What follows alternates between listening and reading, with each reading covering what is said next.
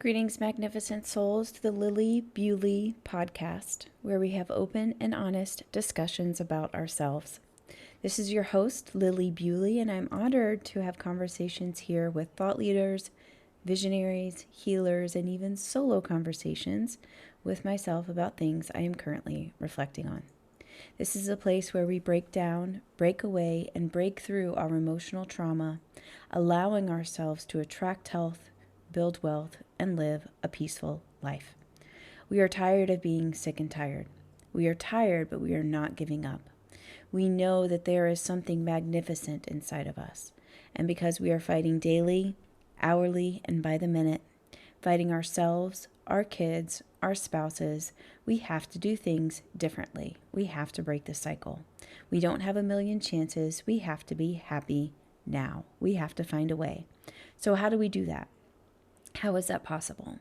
If you look around at what society is telling you, they tell you that what we're doing is impossible. Yet it's happening every single day. And it's happening through the practice and the love that we call awakening the magnificent soul. We are all magnificent souls, and these are our stories of healing. Today in episode 82, I welcome Sean Galla to the show to chat about facing adversity and self-actualization as a man. And don't forget to let me know your thoughts about this episode or anything you'd like me to cover on future podcasts at epiphanyvault.com. Remember, it is a safe place, and I would welcome the discussion.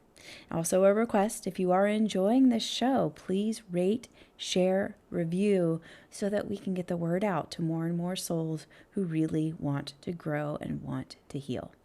And one more announcement today before we get started. On Tuesday, October 19th at 5 p.m. Pacific, I'm hosting a group coaching call where I will be teaching for about 20 minutes, and then I will be opening it up to live group coaching. It'll be for about an hour and a half. The subject is about finding your values in relationship, which is coincidentally something that we talk about here today. The cost is $20, and I will add the link to join in the show notes, and I look forward to seeing you there. And now on to the show today. My guest, Sean Galla, is the founder of mensgroup.com, where he brings together men from all walks of life, from everywhere around the world, to share the struggles of being a man in this life today. Sean has facilitated thousands of men's groups where he highlights the importance of community and the consequences of isolation. And now on to my conversation with Sean Galla. All right, Sean, welcome to the show. Thanks for coming on. I look forward to having this conversation with you today. Same thing. I've been looking forward to it for a while. Yeah, absolutely. One of my favorite things right now, like we were talking about before, is men's work.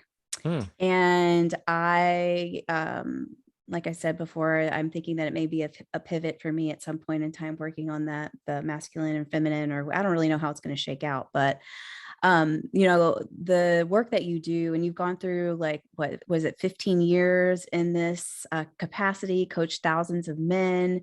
So this conversation, I feel like, can be really insightful for all of our listeners out there. Cool.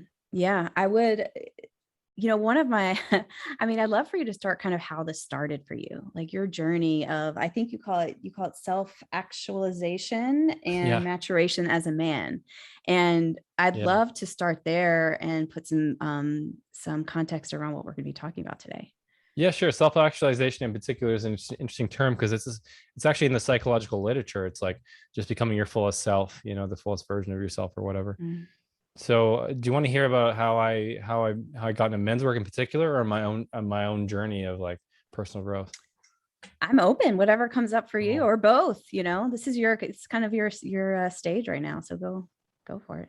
Yeah, fantastic. Well, I grew up in a household with very loving parents where I had everything I could have ever asked for. But they didn't have the emotional toolkit that I needed to feel good about myself. There's a lot of shame and disapproval in the household. And they did their best, and we're still very close today. But I carried that forward into the world, and had a lot of issues with low self-worth and boundaries and nice guy syndrome and people pleasing and chasing validation from women and low-level addictions as a result, trying to like manage those feelings of low self-worth. So throughout my life, I hit different patches of adversities, and I really benefited from just talking to guy friends about it. And luckily I grew up playing sports, and I Mm-hmm. was in other scenarios where I'd be in these small groups of men. And and then I hit my like late 20s, and I was dealing with some relationship issues and some addiction stuff just with food and some other things. And I was living in a Mexico, and I just felt a little bit lonely. I had friends that I could surf with, but I didn't have anybody to talk to about the real stuff in life. And so I just threw my friends into a Facebook group, and Mm. then it turns out that the women didn't need it. They didn't like engage, but men started to get really active. Even these were successful men, some of them were very wealthy, some of them known for many years, and they didn't have a place to talk about the issues that they were facing in their lives either. So it just kind of took off, and then that led to us going on a surf trip where I lived in Mexico, and then it became an organization that I ran for 10 years. Oh, And wow. I didn't ever mean to get into men's work. I don't even want to be in men's work. It just seems like something that has pulled me in, and I'm just naturally geared towards it. So, and Mm. it's something that I think the world needs. Mm. So what would you say men's work is? Yeah, go. Yeah. So, what is men's work? It's a good question. I don't really, some people get into this and they like want to be in men's work, and I'm not like that. So I guess men's work would just be like, just an area of personal development that is targeted at men, that is like, that is helping them get into their own stuff and become better men. So when I think of men's Mm. work, I think of like men's groups, or just men getting together to talk about their issues, or challenges or opportunities, and getting feedback from other people. And so in the context of a men's group, like, I, and I think that's really needed today, because men just don't have a lot of outlets. Like, the stats are crazy. Like, the average Mm. male 40 years ago had 4 confidants on average. Today, the answer is less than 1. Mm. The stat says that it's 0.5.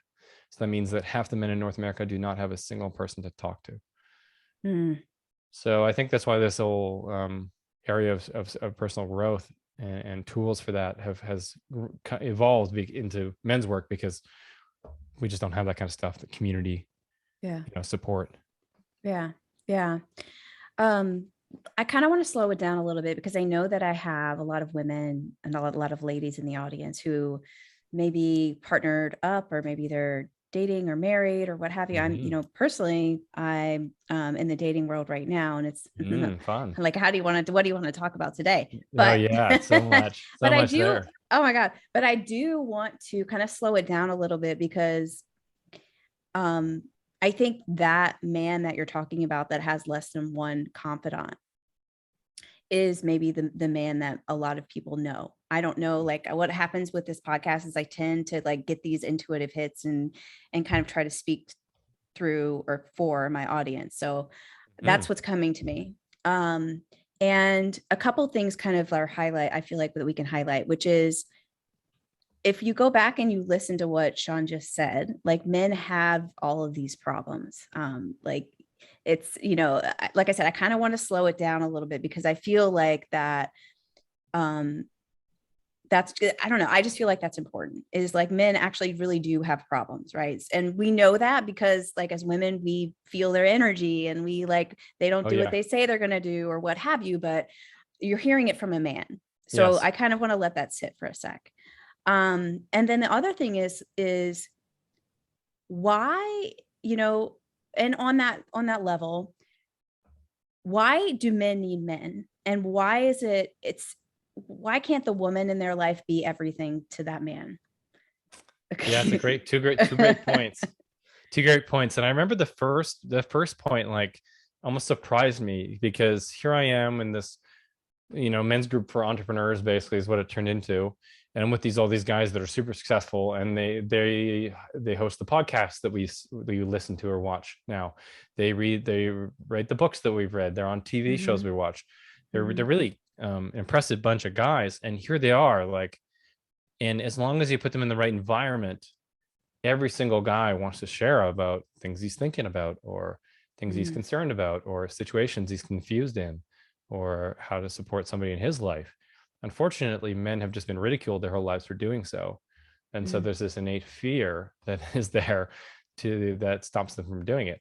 So I learned early on, just by happenstance, that if I do a little bit of sniffing around before a men's group, let's say we're on an adventure trip, like we used to do a lot of adventure trips in that men's group I ran for 10 years. We go heli skiing or skydiving or surf trips. And if a man, if I found out that a man was dealing with some big sensitive personal issue that other guys could relate to, I'd often make him go first, because if he did, and then all the guys would see that he did not get ridiculed for sharing something sensitive. And then what do you know? Other guys start sharing sensitive things as well. And it can go the opposite way. If nobody shares anything sensitive early on, then all the guys will get into just business topics or like fluff topics. So that is so all true, this is to say that guys have a lot of fear around sharing and being perceived as weak, and that also carries into women as well. So I even find this in my own relationship, going into your point number 2, is that I feel like I've done a lot of work on myself. I am a strong communicator with my emotions. I get to sit on, like you said, thousands of guys running men's groups. I don't coach, by the way. I'm just like a fly on the wall. I'm like social lubricant, just make sure nobody rambles and everybody gets a turn. But yeah, even with my own partner, I still feel that fear to share the raw truth of what I'm feeling a lot of the time. And so, and there's also a biological component, right? I've seen it at dinners where there's like a group of guys and we're talking about real stuff, like life stuff, relationships, boundaries, communication, really interesting stuff. And as soon as a woman walks in the room, they start puffing out their chests a little bit and they start putting on a bit of an act. And I think it's just biology. I think it's just the mating dance. And even if, if you're attracted to the different sex, then I think that's still there for you. And so I observe that men have a hard time being vulnerable in front of women because of that. And then I think men also feel comfortable sharing with men because for 2 million years, it's how we're hardwired. We were hunting together. We were going to war together. We were tending to fields together, building houses together. And so that was just a lot of time, a lot of shared experience that built trust. And then so we feel comfortable in that environment sharing those things. So I think it's a lot of different factors. That's so interesting. It's so interesting. And yet, I like the thing that's coming to me, and yet women want their men to be vulnerable. Yeah. So like there's understandable. this yeah, I don't know. I don't even know. I don't have words right now. That was the first thing that came to my head. And you're saying, so what I'm hearing you say is that when men get into the company of other men and they're able to share and realize that it's safe to share, does that help them? What happens after that? Like, does that help them in their daily life, or how do you see that playing out? Yeah. One of the main benefits of that I've observed just running men's groups that I didn't see coming was that by learning how to communicate with other men and seeing other men leading that by example, them communicating in sensitive, vulnerable ways and being supportive with each other, they then are able to carry that back into their personal lives, and they're able to start opening up with their friends more, and they're able to be a bit more expressive, with their partners and such. And I understand why women want their partners to be more vulnerable, right? Because that is intimacy, is feeling emotionally safe with understanding where somebody's at emotionally. Right. I need that in my partner. My partner needs that in me. I just think a lot of men want that. I'm here to reassure women that men really do want that as well. They're just scared. Yeah. We're all scared. Let's just say that. Yeah, present company included. Yes, we all are. Yes. You mentioned something about the nice guy syndrome. Can we talk a little bit about that? What is that? And and kind of see where that goes. Yeah, nice guy syndrome is just this terminology that kind of came about from a book called No More Mr. Nice Guy by Dr. Robert Glover. And it's basically, nice guy syndrome is just being a people pleaser, right? Which is just a common psychological defense mechanism for like not feeling great about yourself and feeling like you need to go over the top and people please and put your own needs aside and not have a backbone and stuff, essentially not set boundaries with people. Yeah. So what you're saying is that can happen with both men and women, because I know probably Yeah. thousands of people listening to this right now are very familiar with that nice guy syndrome, but nice woman syndrome, I guess you could It's just, say. yeah, it's just boundaries. Like when we have Yeah. these discussions, when they come up in men's group, it just comes back to learning about boundaries. Like Mm-hmm. everybody sucks with boundaries because our parents sucked with boundaries, So, Mm, and most people we now interact with in the world don't understand boundaries, and so they struggle to set their own. And then when mm-hmm. other people set them, they get upset. And so, yeah, it's a tough world out there with boundaries. And Mm-hmm. that's honestly the number one topic in the thousands of conversations we've had in men's group is it always comes back to boundaries, Yeah. personal Well, boundaries, yeah. Again, for men like, and women. yeah. Again, yes, Yeah. absolutely. Um, And I think I think so I think I think just as many women struggle with that, you know. Oh, totally. Yeah. I would say, yeah. Is there an like, is there we didn't really talk about this, so I don't know, this is coming to my brain about, is there like a antithesis to the nice guy syndrome that you've seen? Like, I'm guessing that it could be like maybe my dad, or like, you know what I mean? Yeah. Like, I don't even know how to describe it, whatever the term would be, but like very shut down or, Yeah. um, kind of mean or aggressive, or is that something that you see as well? Or I don't know. Yeah, What do I you mean, I think? guess there's a lot of archetypes you could place in that Yeah. antithesis of people pleaser. And there's a Yeah. couple like psychological terms now, like irritable male syndrome, guys that are just cranky and edgy, and like our dads. Or yeah, I mean, there's guys that are Ladies, on the don't be diagnosing your man though. yeah, I'm just exactly, kidding. I'm totally. just kidding. Yeah, totally. And there's like there of course, there's sociopaths, and there's guys that are self-centered and never think they're doing anything wrong. I do think that from what I observed, there's a lot more people pleasers in the world. There's a lot more people that don't feel good about themselves in the world. And a portion of those show up as though they do. They project this really strong, confident, ego cocky front that Yeah. to cover up that insecurity. But in general, those people do exist where they really don't think they're doing anything wrong, and they don't care about what you need or feel. I Yeah. don't have any of those people in my life, but but they're out there. Oh yeah. Not Yeah, anymore, at least, or at least for me, not anymore. good, Um, yes. Um, good I think boundaries. yeah. Oh yeah. It's taken a minute, but I got it now. But um, so one of the things that I think that is most important, and it's even, I feel like, important for the feminine as well as the masculine, and I want to get your take on this, is purpose.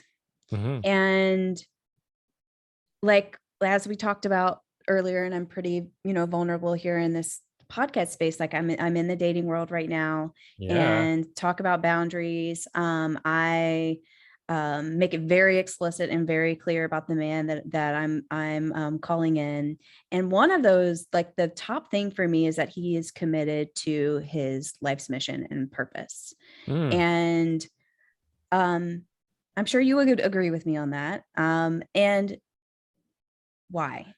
Why is this important for a present day, modern day man to have purpose in your view?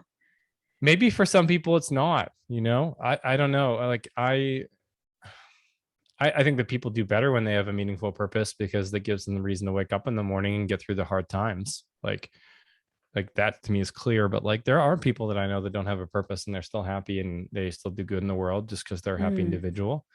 From like a dating perspective for you, like how I think about it is I wanted to date somebody that is clearly on a purpose because that's who I am, and I just wanted an yeah. equal. I wanted a mirror of me. So I think it's more of an individual thing than like a whether men should have it as like a blanket thing.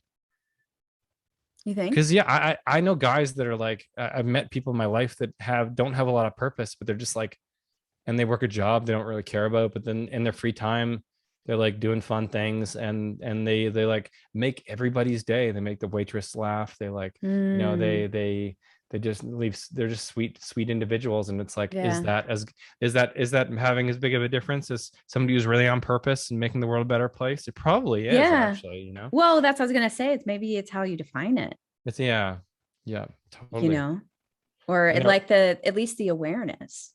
You know what I yeah. mean? Like, because I feel like there, I was asleep for a long time, and the conscious community and the conscious community that you're building and the conscious community that I'm building, I mean, it's the name of the game for the most part is awareness. So if like, Hmm. because I feel like that's what I feel like with men, and that at least like the way that I understand and embody the nice guy syndrome is that there's no landing. Like I just feel like a lot of men are just floating out in the world and not, like in my view, men are like grounded and strong and purposeful, like you're talking about, like this ancestral drive, from the Hmm. past. I don't know. I'm just kind of riffing here, but that's kind of what's coming up for me. Yeah, I think people often ask me on these kinds of podcasts, like, what's the biggest thing you've learned from in your personal growth journey as a man? And it would be that life is an inside game. Like the Yeah. all the external things seem to line up for me the more I pay attention to my internal world. And I think Mm, and the opposite is true. Like the more I ignore myself and what my needs are emotionally, my world gets harder on the outside. And so I think that's why we see a lot of men struggling, like you said, floating with no grounding or no anchor or no I don't know, the foundation, I guess. And mm, why the stats are crazy as far as like in that same time where men went from 4 confidants to pretty much zero, the mm-hmm. suicide rates have skyrocketed, the anxiety and depression rates, the violent crime rates, the homelessness rate, Right. all these things Yeah. for men are increasing as well. And I honestly think this is why. Yeah. I would agree. Absolutely. And have you found that, because this is what happens a lot to me, like now I'm a facilitator as well, is that Mm, as the individual starts to heal, purpose starts to emerge. Have you seen that mhm. as well? Is that similar to what you've been seeing, what you see? Yeah, definitely. Back to the boundaries conversation, because it's the same Yeah. conversation. Like we Yeah. all have this internal compass that like, well, back to boundaries quickly. So after talking about boundaries so much with people and hearing people's thoughts on it, boundaries comes back to 2 points. Number one is knowing what you want. And then number two is being able to express it without having fear of the person's emotional response. Right. Right. And that's the Mm-hmm. hard part because it's not within our control and it's not our responsibility, but Mm-hmm. people can get angry and upset. Or they And can so leave you. or they can leave you, right? They can withdraw their love. Yeah, there's Yeah. lots of scary outcomes Yeah. there. And so Yeah. that's why we all suck with boundaries because we don't want our friend to get upset or we don't want people to think that we're, selfish or whatever. And so, but going back to part number one there is that internal compass, this idea that we already have this internal knowing within us, this quiet whisper of a voice that says, yes, this thing's good for me, or no, this isn't. Mm. And for Mm-hmm. everybody, it's different. And I found that the more emotional work I do, the more I get to know myself, the more I talk about this stuff. Yeah, over time, also set boundaries to take care of myself. Eventually, that voice gets louder and louder, Mm-hmm. and then I'm able to make better decisions for myself. You know, does that make Yeah. sense? Yeah, that makes so much sense. Yeah. And then purpose is a part of that. So obviously, if Yeah. because I think this is stomped out of us as kids for a lot of people. Like I think this compass, you see kids, they're very clear in their preferences, what they like, what they don't like. But Right. parents and school and kids kind of like social pressures kind of, make it go quiet. And but if you tap back into that and you encourage it and you build a relationship with it, then what ends up happening is you have these preferences and likes and things that you find meaningful that other people don't. Mm-hmm. Like for me, this whole men's work stuff is so meaningful because of my childhood, Mm-hmm. right? And my dad, who Mm-hmm. was like emotionally not 100% Right. supportive. And so, like, to think that I could have an impact on somebody like my dad, like to think if he had something like a men's group, God, that almost brings me to tears every time. And Mm-hmm. so, like, you start to, the more you get to know yourself, you can start to tap into this concept of purpose, and it can come kind of naturally. And there's this old saying that I found that's fantastic, which is vocation chooses you. So Mm-hmm. it's like once you get into that, encourage that compass to come out, that internal voice, and it's speaking to you, and you're starting to clear out some of your emotional baggage. Like often your natural skills and your what you find meaningful will kind of like automatically put you on a path to find that thing that you're supposed to be doing. Yeah. I love that. I love Yeah. that. Yeah. It's beautiful. Thanks. Um, yeah.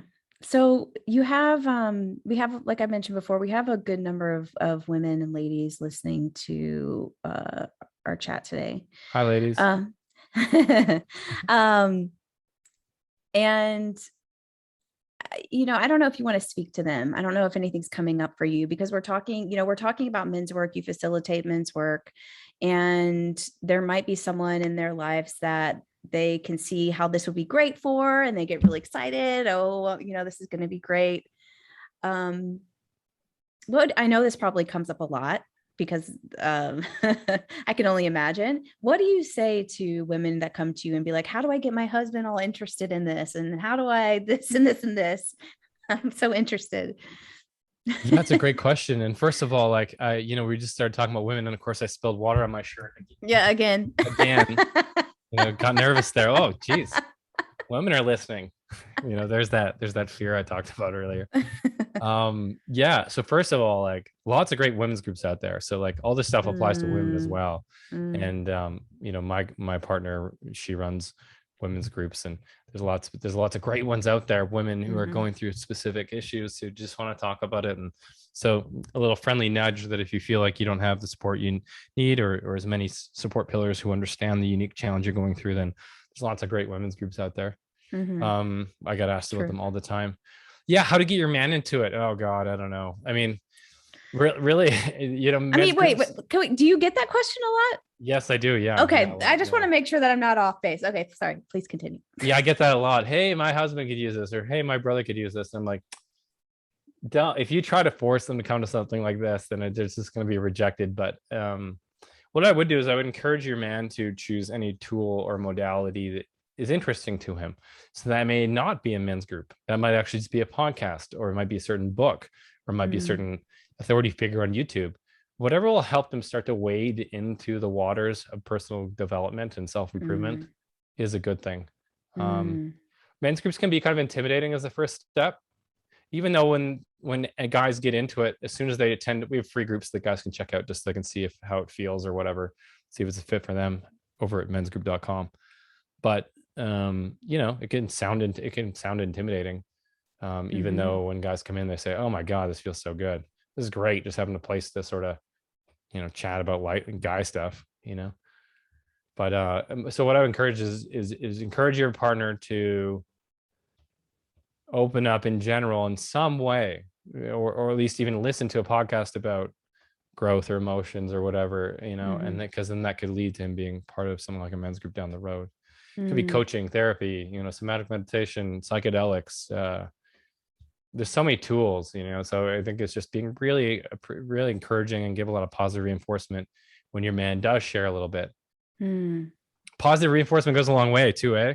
Like that Oh whole, my, it so does. like if you want your man to take the garbage out, if you go, why can't you do that more often? He's never going to do it again, right? But if you go, you know what, I really appreciate that. Like, I don't know, I just find it Mm, sexy. You're taking care of our house. You're mhm, getting shit done. I find that really attractive. Like, of course he's going mm. to do it again. Yeah, Same thing when he opens yeah, up, just be like, wow, I really appreciate you doing that. And I think that's strong and sexy. And yeah. yeah, totally. I agree. I agree. That's a great point. What would you say, like something that I thought about, and again, like I'm not partnered up right now, but something about would you say that, and I think the answer to this question is yes. So I'm just kind of posing and seeing what your opinion on this is, which is, Yeah. wouldn't you say, like, I would say just like work on your own stuff and more like we never really know, like you're talking about boundaries. We never really know what's going to happen, like with your partner. Are they going to decide to do a men's group? Are they going to decide to go deep into personal development? We don't know.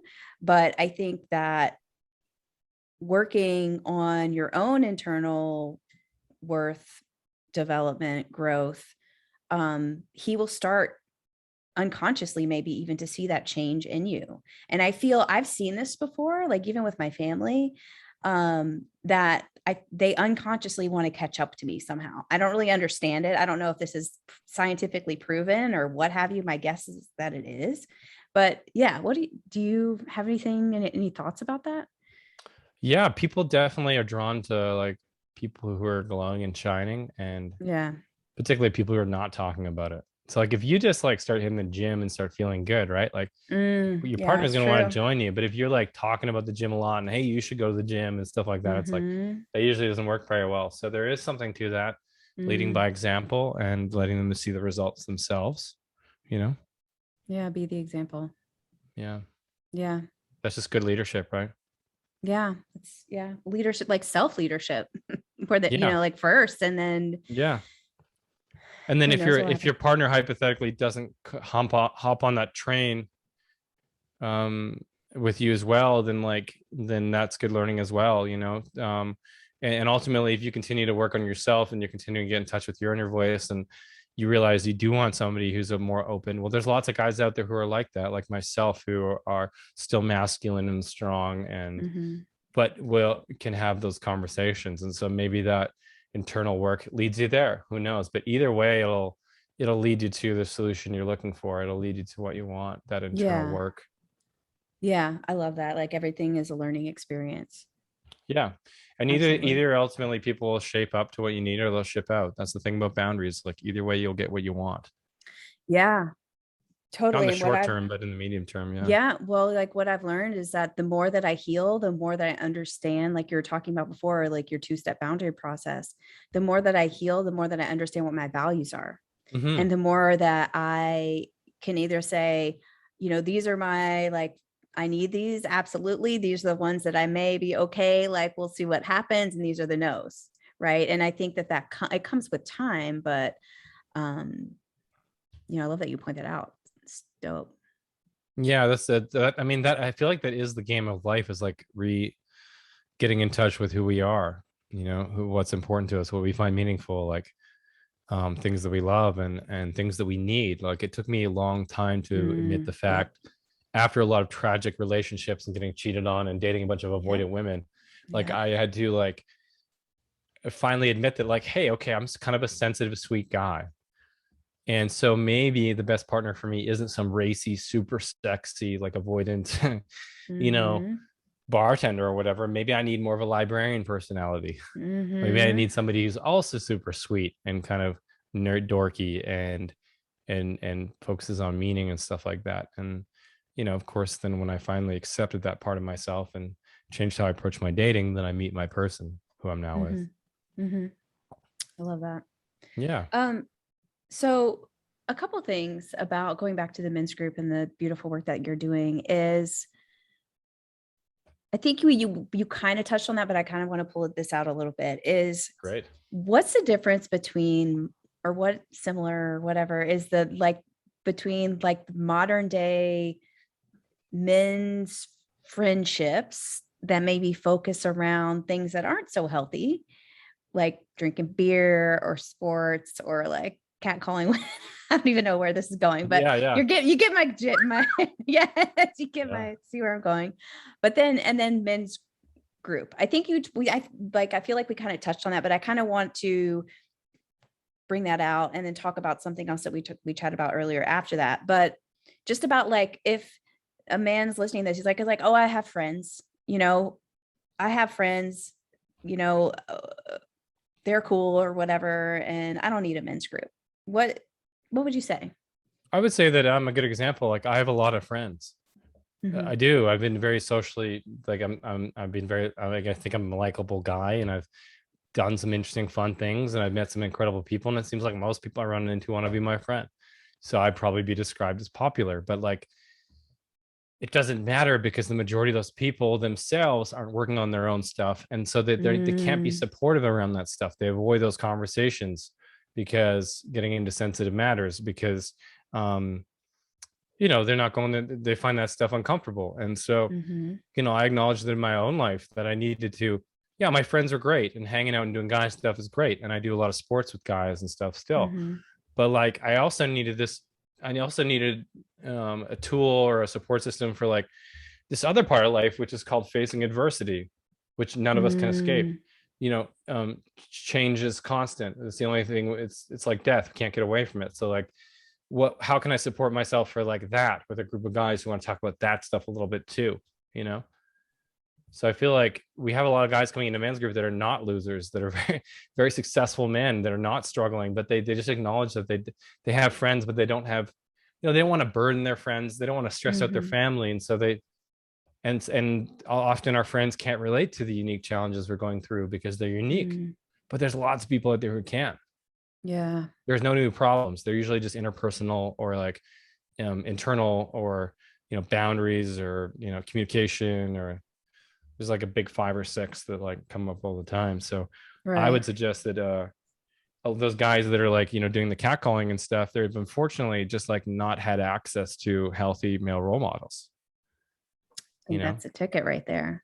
and then some guys like me have, and I got lucky. I've been able to sit in circles with guys who like have really healthy views on things. Yeah. you know Yeah. so I think Yeah. that's the And if you, difference. yeah. And I think that, we're talking about men here, but I'm also equating this to my experience. And it's like, the same way is that like, I have a lot of acquaintances, I have a Hmm. lot of friends.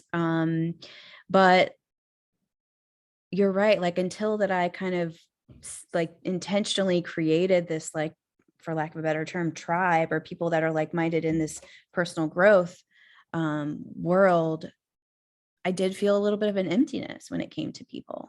Hmm. And I think that that's what I love about kind of love what you're doing is it's just like a beautiful safe space for emotions between brothers and men to flow, and that can only be healing. It's gorgeous. Thanks. Yeah, and for a lot of guys it's not even really emotions, it's just like having a place to talk about whatever's on their mind. Got like you. Mm-hmm. oh, I'm fighting with the wife again, or my wife just had a miscarriage, what do I do to support her? Or Mm, I've got an alcoholic dad and now I have a child, and like I don't know how to have my dad around my kid, or like I have this anger, I don't know why. Well, that is an emotional one, but like, oh yeah, I'm dating, and women keep walking all over me, how do I like manage that? Yeah, so it's really just more of creating a space where guys feel comfortable to talk about guy stuff. yeah, I love that. So I kind of want to close today with what we were talking about before about the thing about support. And I think we probably have touched little aspects on that through our chat today. But when this happens with me as well, is that, I'll ask people like, how's your support system? And they're like, oh, it's great. I got my mom, I got my dad, I got my sister and my brother. What is the value? And that's, great. Yes, that's awesome. But support in my mind means something completely different. And I know that it means something completely different to you. Can you tell us kind of what support means to you? Yeah, I think this is like the most important thing for me now, is like realizing that most people, when they run into an issue, they don't have anybody to talk to about it. Yeah. And most people blow that off as, oh, that's fine, like I got friends or whatever. But the research shows otherwise. The research shows Mm, that that's that isolation that you find yourself in from confidants, people you can talk to about this stuff, really is detrimental. It creates a pressure cooker that creates more anxiety and hmm. depression, and also just makes your challenges feel more overwhelming.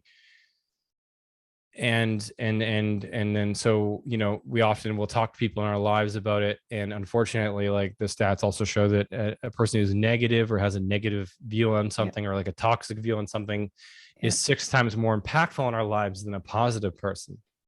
Oh, wow. So this really starts to paint a picture of the importance of like supportive community, like Mm, having a community of supportive peers that are supportive of the changes you want to make, because most people around you aren't, right? Like, I think most people, if they told that their friends they're going to therapy, that they get ridiculed or whatever. And so, yeah, I really think that's the yeah, I'm trying to come to terms with how to talk about this.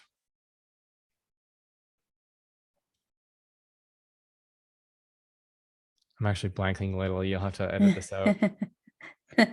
What was or the maybe question I again? won't. No, no, sorry. Well, what was the question again?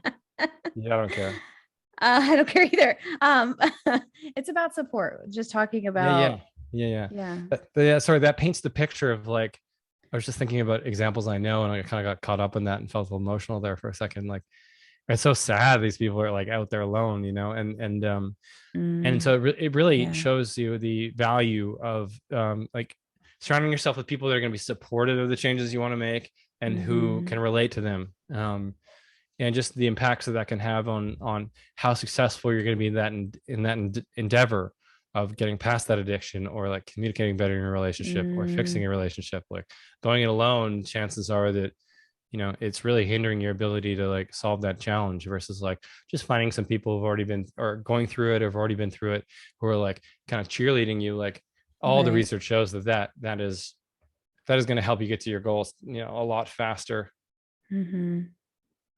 Yeah, that's such a common theme, both men and women, is that either the potentiality of being alone, or just, feeling like, I get emotional too when I think about like my dad, for example. And now that I know, now that I've gone through my journey, and like, I could diagnose them like, like crazy, right? Like I could Mhm. diagnose what's going on, but I also know that internally, there he feels very alone, and it is very like um you know it's it's sad sometimes, when I think about that. And um yeah, I Yeah, and think we even do. even Go ahead. even taking like a more like innocuous example, like my girlfriend wants to become an entrepreneur, right? And so she's a nurse, and she's been wanting to leave the healthcare field because it's too grindy, and Mm, and it's she comes from a suburban area in Ontario, which is kind of like the Midwest in the States.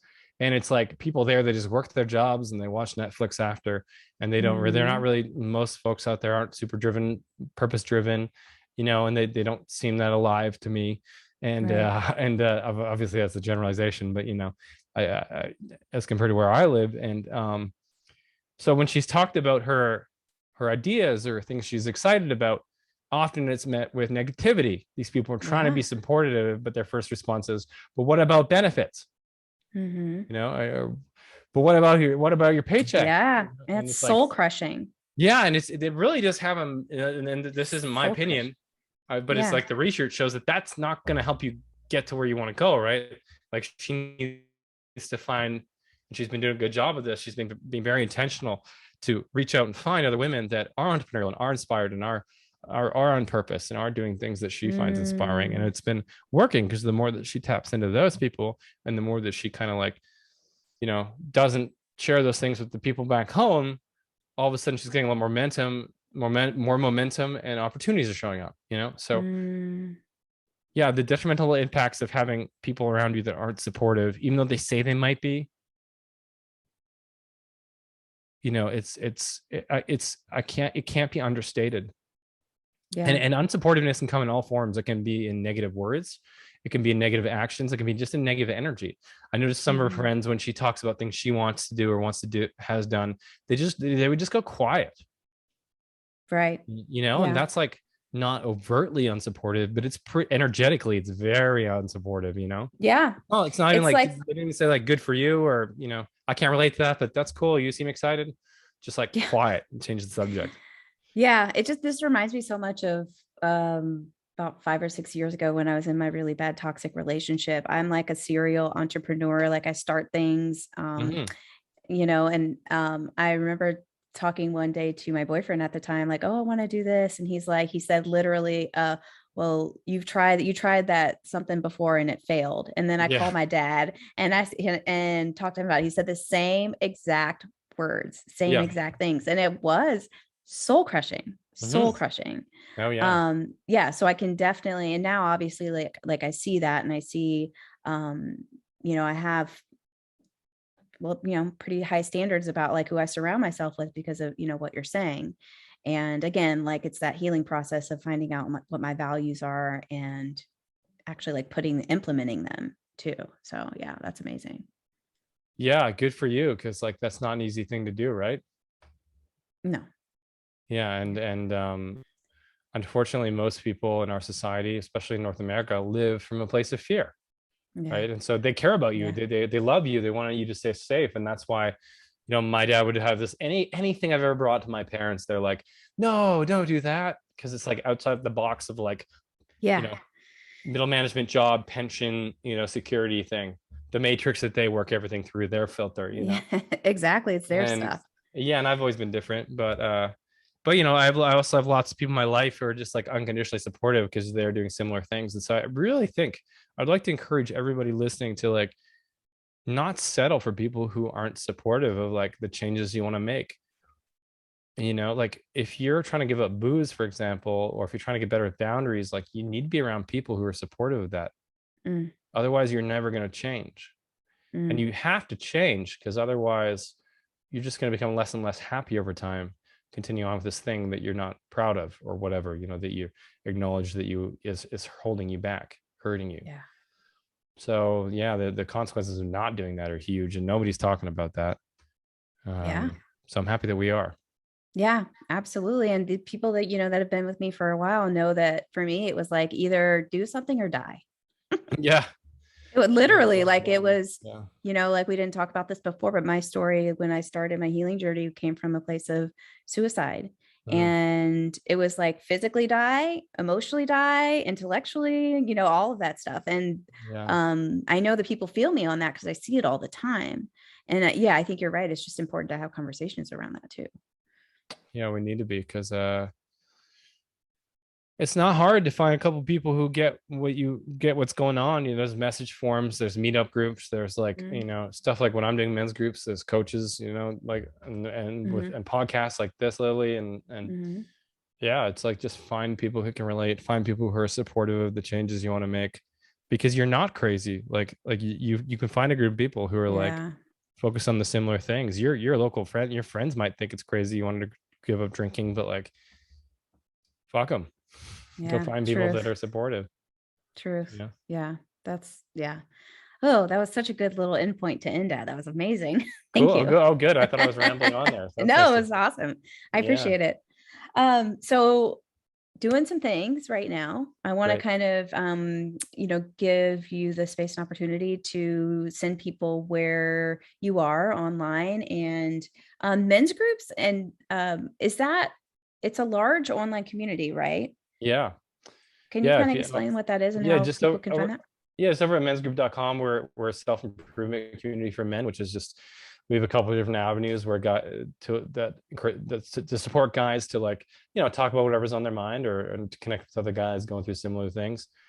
And a lot of guys just don't have positive examples in their lives of like how to communicate, or how to set Mm-hmm. boundaries, or how to Yeah. whatever, how to be healthy. So we just like provide a space for that, for guys who want to grow in those ways. So yeah, you come to the website, you throw your email in, you'll get access to a free men's group so you can try it out, free discussion community so you can ask questions and get answers and see how other guys are communicating. And then we have paid men's groups as well for guys that want to take it a bit more seriously and want a regular recurring meeting with like a real solid facilitator. Mm, And then we have coaches too. But in general, it's just like, come chat about life with other guys that are doing the same thing. Like if you're in a position where you don't have people around you that are supportive, or of the mm, changes you want to make, who are interested in personal growth themselves, then yeah, come to our community. We make it easy to find guys who are. mm. Yeah. And it's so, like you're saying, it's so needed. I feel like sometimes when I feel like I talk about this, we're like 10 years before our time, but it's coming. Yeah. Sometimes I feel like we're late to the wave because there's so many organizations now that popped up and so many coaches, but really in the grand scheme of things, there's a lot of people that are just starting to wake up to this now. I think COVID Yeah. helped. Yeah. Yeah. Yeah. In some ways. Yeah. Awesome. Well, I appreciate your time, Sean. Thank you so much for coming on today.